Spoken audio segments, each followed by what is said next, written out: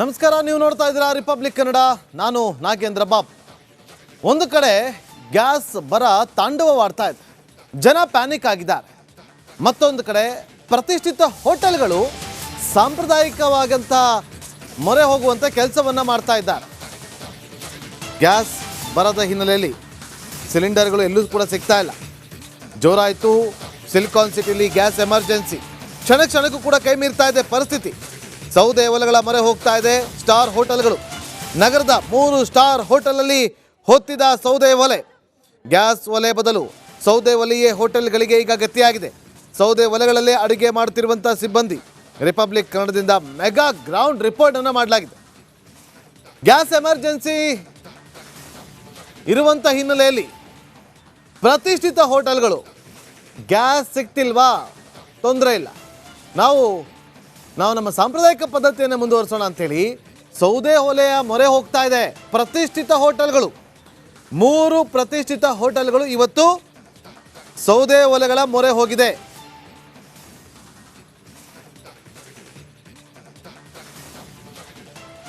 ನಾನೀಗ ಗಾಂಧಿನಗರದ 3 star hotel ಮೇಲೆ ಇದ್ದೀನಿ, 8ನೇ ಫ್ಲೋರ್ ಮೇಲೆ. ಈಗ ಇಲ್ಲೇ ಅಡುಗೆ ಮಾಡ್ತಿದ್ದಾರೆ. ಒಂದು ಕಡೆ ಸೌದೆ ಒಲೆಯನ್ನು ಇಲ್ಲಿನ ಸಿಬ್ಬಂದಿಗಳು ತರ್ತಾ ಇದ್ದಾರೆ, ಬುಕ್ ಮಾಡಿದ್ದಾರೆ. ಈಗ ಸೌದೆ ಒಲೆಯನ್ನು ತರ್ತಿದ್ದಾರೆ. ಸುಮಾರು 300ಕ್ಕೂ ಹೆಚ್ಚು ಈ ಒಂದು ಹೋಟೆಲಲ್ಲಿ ಗೆಸ್ಟ್ ಇದ್ದಾರೆ. ನೋಡಿ, ಆ ಸೌದೆ ಒಲೆ ಮುಖಾಂತರ ಈಗ ಸಾಂಬಾರು ಮಾಡ್ತಿದ್ದಾರೆ.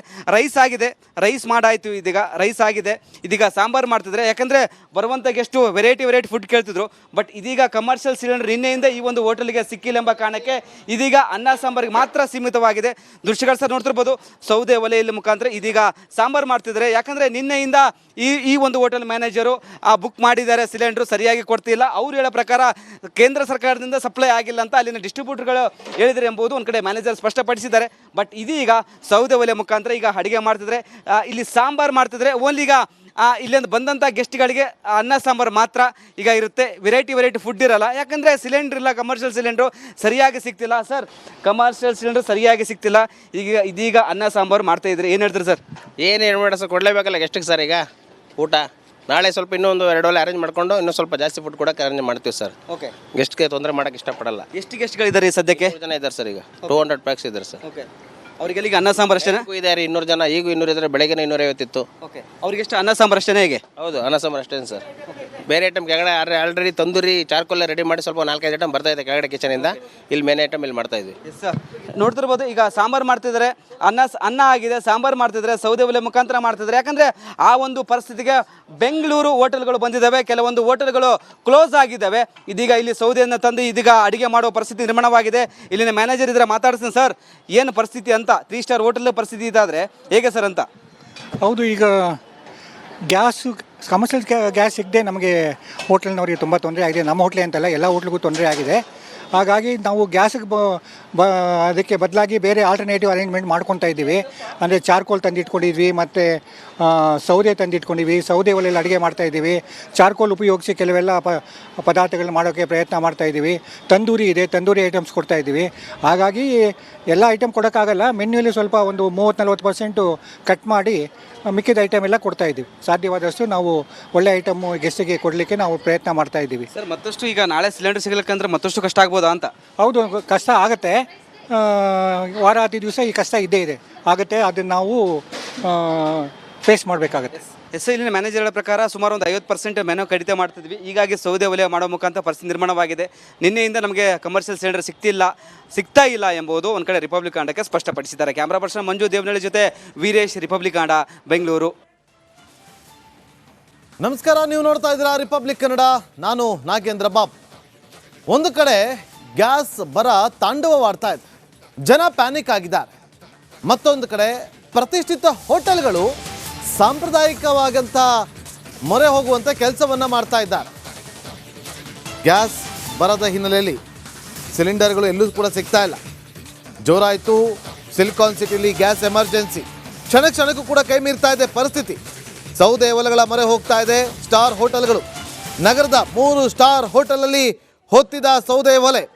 ಗ್ಯಾಸ್ ಒಲೆ ಬದಲು ಸೌದೆ ಒಲೆಯೇ ಹೋಟೆಲ್ಗಳಿಗೆ ಈಗ ಗತಿಯಾಗಿದೆ. ಸೌದೆ ಒಲೆಗಳಲ್ಲೇ ಅಡುಗೆ ಮಾಡುತ್ತಿರುವಂಥ ಸಿಬ್ಬಂದಿ.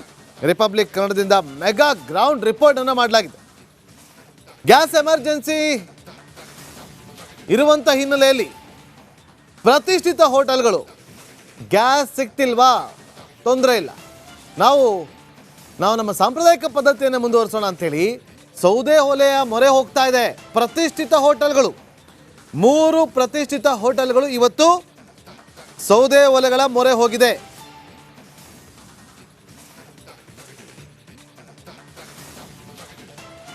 ನಾನೀಗ ಗಾಂಧಿನಗರದ 3 ಸ್ಟಾರ್ ಹೋಟೆಲ್ ಮೇಲೆ ಇದ್ದೀನಿ, 8ನೇ ಫ್ಲೋರ್ ಮೇಲೆ. ಈಗ ಇಲ್ಲೇ ಅಡುಗೆ ಮಾಡ್ತಿದ್ದಾರೆ. ಒಂದು ಕಡೆ ಸೌದೆ ಒಲೆಯನ್ನು ಇಲ್ಲಿನ ಸಿಬ್ಬಂದಿಗಳು ತರ್ತಾ ಇದ್ದಾರೆ, ಬುಕ್ ಮಾಡಿದ್ದಾರೆ. ಈಗ ಸೌದೆ ಒಲೆಯನ್ನು ತರ್ತಿದ್ದಾರೆ. ಸುಮಾರು 300ಕ್ಕೂ ಹೆಚ್ಚು ಈ ಒಂದು ಹೋಟೆಲಲ್ಲಿ ಗೆಸ್ಟ್ ಇದ್ದಾರೆ.